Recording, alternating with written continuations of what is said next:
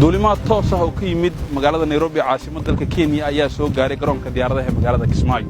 Diyaaradan oo konton qaad ah oo ay leedahay dowlad goboleedka Jubbaland ayaa soo caga dhigatay garoonka diyaaradaha ee magaalada Kismaayo. Waxa ay waday 40 xildhibaan dowladda federaalka Soomaaliya iyo sidoo kale madaxweynihii hore ee Koonfur Galbeed Shariif Xasan Sheekh Aadan iyo madaxweynihii hore ee Galmudug Cabdikariim Guuleed. soo kale xildhibaano ka tirsan baarlamaanka federaalka ayaa diyuuradani la socday garoonka diyaaradaha magaalada Kismaayo waxa ku soo dhaweeyay oo si diiran u soo dhaweeyay xubno ka socda labada gole ee dowlad goboleedka Jubbaland waa golaha shacabka iyo golaha fulinta waxaana soo kale soo dhaweyntooda qayb ka ahaa odayaasha dhaqanka waxgaradka siyaasiyiinta iyo ururada bulshada ee ku dhaqan dowlad goboleedka Jubbaland nasasheer kadib oo ay ku qaateen qaybta nasashada ee VIP ee garoonka diyaaradaha magaalada Kismaayo waxa ugu horeen warbaahinta la hadlay madaxweyne ku-xigeenka koowaad ee dowlad goboleedka Jubbaland Mudane Maxamuud Sayid Aadan waxa uu ka mahadnaqay imaatinka martidan ee soo gaartay Jubbaland waxa uu sheegay in diyuuradan timaaday ay leedahay dowlad goboleedka Jubbaland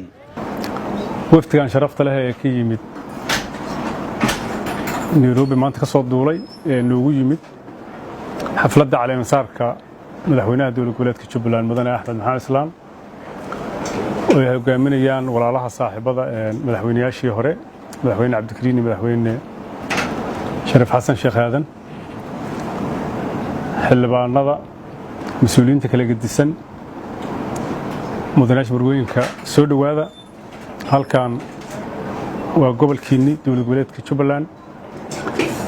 waa dalkii aad dhisteen wahaydeen waxaan u maleynayaa siyaasadda fasax yar baad ka qaadateen bilo kooban waa soo nasateen aad iyo aad baan ugu faraxsannahay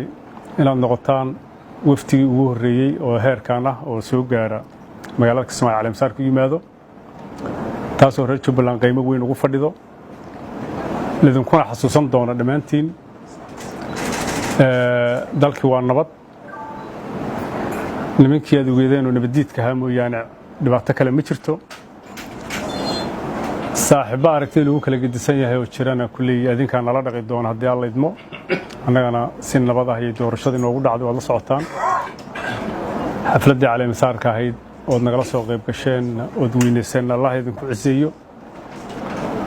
soo dhawaada diyaaraddii ugu horreysay dowlad goboleedka Jubbaland ummadda reer Jubbaland ay leeyihiin waa idin soo qaad taasoo horumar u ah shacabka Soomaaliyeed oo dhan ay ku faani karaan madaxweyne Farmaajo aan u maleynay inuu noogu soo hambalyeyn doono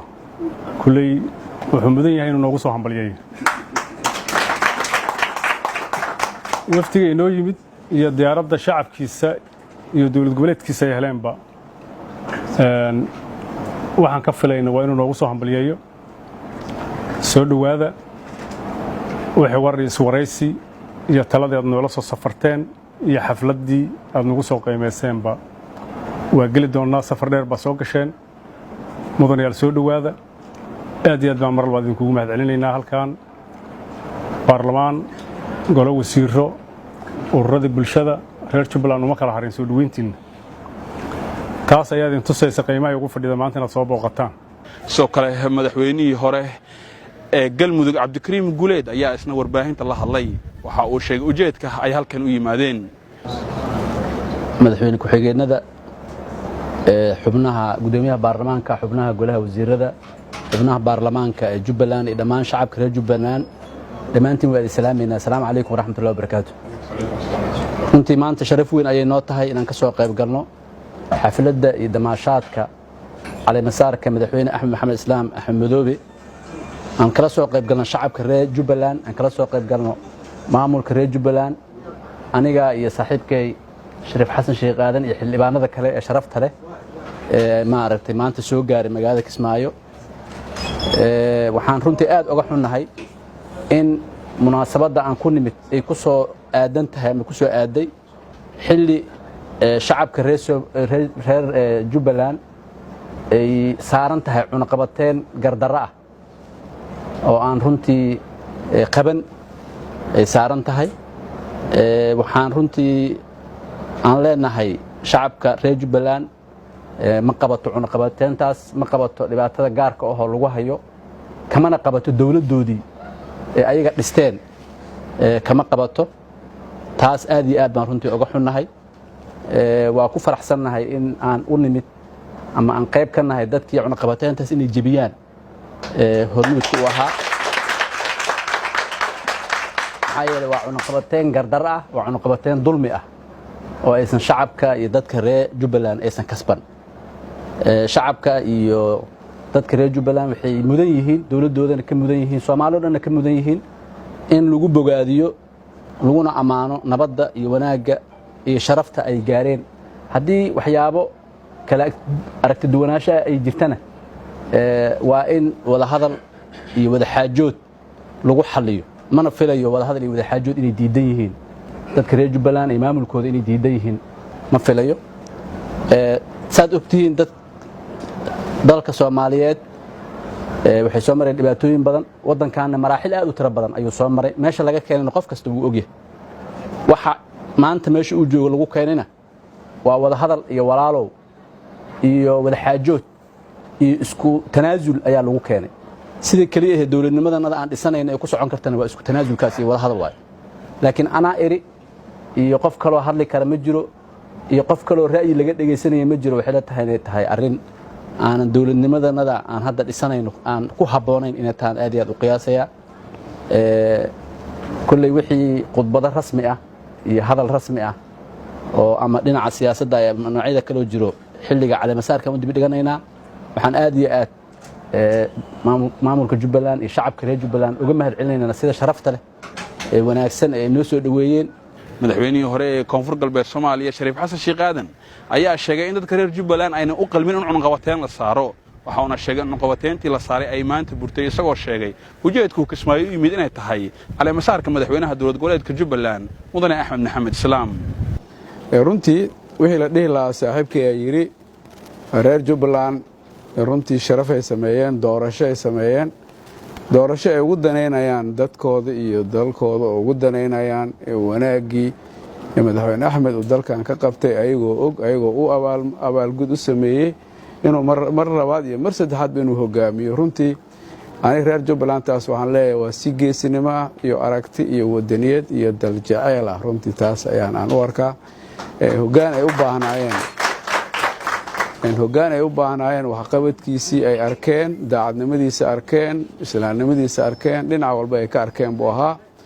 haddii maanta jid lalaala ay mari lahaayeen runtii ayagaa ku dhibtoon lahaa saan aaminsanahay doorasho meel kastoo lagu qabto adduunyada dowladaha ugu dimuqraadiyadsan 50+ la isku doortaa marka waxaan aaminsanahay inkastoo dad wax ka qaba ay jiraan dadka reer Jubbaland wanaagoodii iyo jaceelkoodii iyo aragtidoodii iyo wadankooda sidii wanaagiisa way muujiyeen runtii waa ugu hambalyeynayna waana ugu nimid caleemasaarkan waxaan u rajaynaynaa inuu guul noqdo annagana waa ka soo qayb galnay midda kale runtii aad iyo aad aan ugu xunnahay reer Jubbaland waa soo halgamay wadankan dhinac walba ay ka soo holgameen haddii xorriyaddiisa hore ay tahay haddii dhibaatooyinkii dhacay oo hadda dheeraaday oo wakhtiga dheer qaatay ka halgankoodii iyo wanaaggoodii iyo soomaali jeceelkoodii waxay soo reebteen ma lahayn hawadii soomaaliya ka maqnaan jirtay oo muddada badan ay u qaylinayeen wax xaqeeqahana noo soo celiyo ay lahaayeen in ayaga hadda xabad looga dhigo lagula dagaalamo runtii aad iyo aad aan uga xunnahay waxaana leenahay ka raallihaada wax idin qabta maaha waxaan rajaynaynaa dowladda soomaaliyeedna waxaan ka rajaynaynaa inuu caqliga shaqeeyo oo wada hadalle iyo walaalnimo lala galo reer jubbalandna wixii ayaga ay jecel yihiin wixii laga tabanayo inta lagala hadlo si wanaaga loola hadlo ayaguna ay wixii wada hadala aysan ayagana diidin madaxweyne axmedna aniga muddo badanaa soo wada shaqaynay shirar badanaa wada galnay weligiisa meel kastoo la tago waxaan ku ogaanin asiga wax dhexdhexaadiyo in laisdhexdhexaadiyo aanan diidanayn marka waxaa kaloo ii xaqiijinaysa taas markii la doortay waxaan ka filaynay inuu waraaq adag qori doono warqadda uu qoray oo dowladda ugu baaqayo uu leeyahay wixii dhacay waa dhaceen hala wada shaqeeyo runtii haddii intaa wax lagu qaadan waayo wax kale noqonay marka aad iyo aad aan idinkaga mahad celinaynaa waxaan rajaynaynaa in soomaaliya oo nabada soomaaliya oo mid ah soomaaliya oo soomaali ah soomaaliya iskale qofna maanta ma dhihi karo sidii aniga aan rabay si aan hayn laguma socon karo soomaaliya waxay iyada wada tiri oo isla tiri oo isla ogolaatay lagu socon karaa taasaana meel lagu gaari karaa marka dowladda soomaaliyeed dadkaad hoggaanka u hayana waan leenahay dadka walaalihiin oo soomaaliyeed oo mas-uuliyiinta la tashada waxa allaale wixii wax ka qabtiin wax ka dhaha dowladda dhexe marna lama inkirsana laakiin iyadu inay wax inkirto iyadu ay wax diido ninka reerka u weynaa inuu cayaarta iyo uu bilaabo iyo dhibaatada uu bilaabo arrin nasiib daraawa runtii marka aad iyo aad aan uga xunnahay waxaan rajaynaynaa isku imaatinkeenu mid kheyra inuu noqdo dowladduna inay inta wax ka fiirsato ayada international community bas waxyaalaha meeshan ka jiro xaqa intay ka aadaan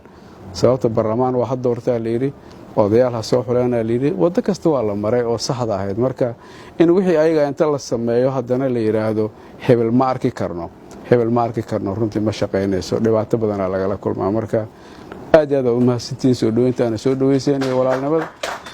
reer jubbaland dhammaantoodana waxaan leenahay guulaysta waddadii xaq ahayd waajibkeeda ku taagantihiin insha allah biidin ilahi alkariim horumaraan ku gaarno maalmaha soo socda waxaa lagu wadaa in magaalada Kismaayo ay yimaadaan wafuud kala duwan oo ka kala imaanaya dowlad goboleedka dalka iyo sidoo kale caalamka waxaana ay ka qayb geli doonaan cali masaarka madaxweynaha Jubbaland Axmed Maxamuud Jaamac garoonka diyaaradaha magaalada Kismaayo